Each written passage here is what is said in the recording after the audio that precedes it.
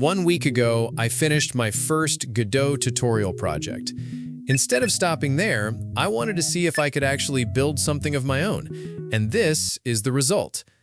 Hi, I'm Niloy, and welcome to my very first devlog. This week, I built the prototype for my game idea, a cozy little puzzle game I'm calling Shelf Shuffle. When I started this new project, I had to go all the way back to the beginning, opening up a completely empty Godot project.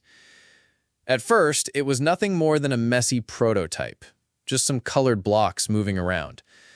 But after a few days of work within my first week, I've already made some real progress. I added sprites for different items you'd find on a shelf, things like bananas, cookies, and drinks, so the game immediately felt more alive compared to those placeholder blocks.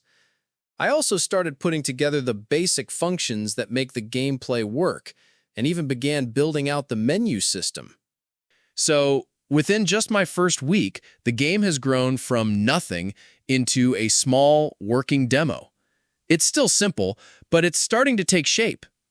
There's a lot left to figure out, like polishing the mechanics, improving the visuals, and maybe even adding some cozy background music. But for now, I'm just excited that my idea is actually coming to life. That's it for this first devlog. Thanks for checking it out. And if you'd like to follow along as Shelf Shuffle grows, make sure to stick around for the next update.